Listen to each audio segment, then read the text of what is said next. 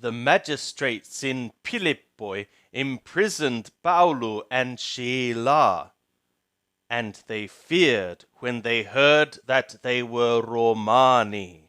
And they came and besought them, and when they had brought them out, they asked them to go away from the city. And having come out from the prison, they entered into the house of Lydia, and when they had seen the brothers, they encouraged them, and departed. Acts chapter 17. Now when they had passed through Amphipolis and Apollonia, they came to Thessalonica, where was a synagogue of the Yehudim. And Paulu, as his custom was, went into them, and for 3 Shabbath days reasoned with them from the Scriptures, opening and alleging that it behooved the anointed to suffer and to rise again out of dead ones, and that this Yeshua, whom, said he, I proclaim to you, is the anointed. And some of them were persuaded, and consorted with Paulu and Silas, and of the devout Hellenes a great multitude, and of the chief women not a few. But the Yehudim, being moved with jealousy, took to them certain vile fellows of the rabble, and gathering a crowd, set the city on an uproar, and assaulting the house of Iason, they sought to bring them forth to the people. And when they found them not, they dragged Iason and certain brothers before the rulers of the city, crying, These that have turned the inhabited earth upside down are come hither also, whom Iason hath received, and these all act contrary to the decrees of Caesar, saying that there is another king, one Yeshua. And they troubled the multitude and the rulers of the city when they heard these things. And when they had taken security from Iason and the rest, they let them go. And the brothers immediately sent away Paulu and Silas by night to Beroia, who, when they were come thither, were going into the synagogue of the Yehudim. Now these were more noble than those in Thessalonica, in that they received the word with all readiness of the mind, examining the Scriptures daily, whether these things were so. Many of them therefore believed, also of the Hellenides, women of honorable estate, and of men, not a few. But when the Yehudim of Thessalonica had knowledge that the word of the God was proclaimed of Paulu at Beroia also, they came thither likewise, stirring up and troubling the multitudes. And then immediately the brothers sent forth Paulu to go as far as to the sea, but both Silas and Timoteo remained there enduring. But they that conducted Paulu brought him as far as Aterni, and receiving a command to Silas and Timoteo that they should come to him with all speed, they departed.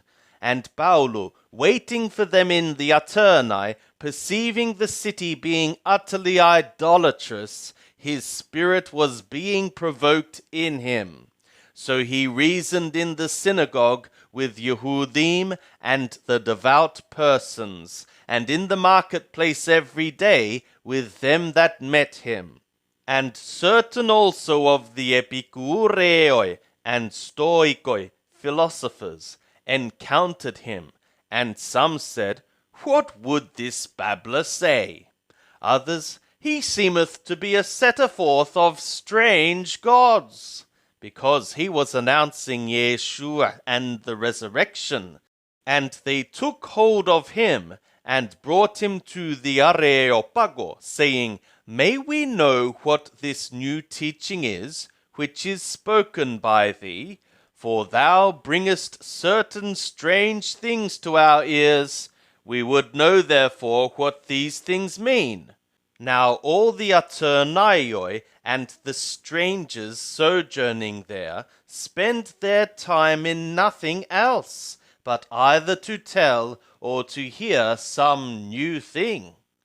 And Paulus stood in the midst of the Areopago and said, Men, Aternaioi, in all things I perceive that ye are very religious. For as I passed along and observed the objects of your worship, I found also an altar with this inscription, Agnostoi Theoi, for an unknown God.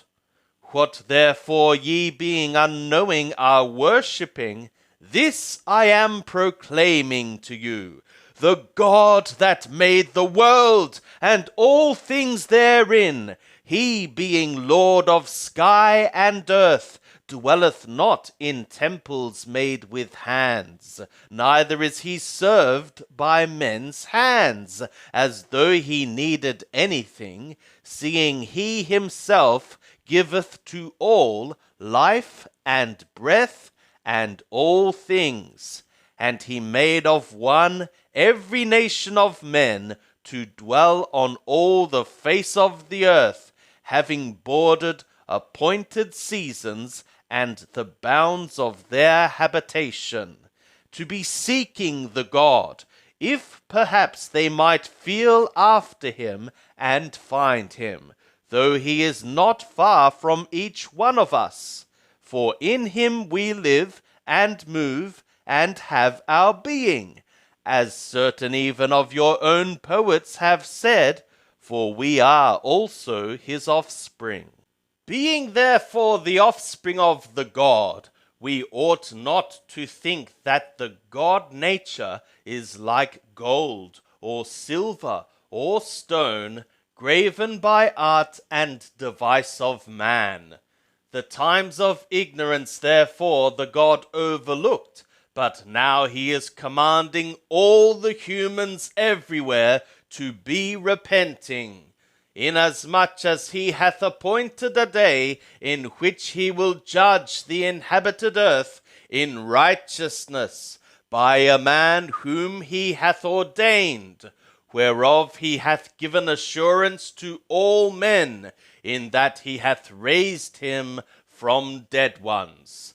Now, having heard of a resurrection of dead ones, some on the one hand mocked, but on the other hand others said, We will hear thee about this yet again. Thus Paulu went out from among them.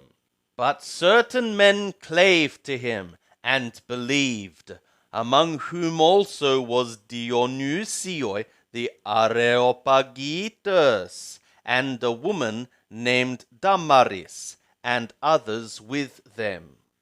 After these things, having parted out of the Aternai, he came into Corinto, and he found a certain Yehudi named Aquila, a Pontico by race, lately come from Italia, with his woman Priscilla.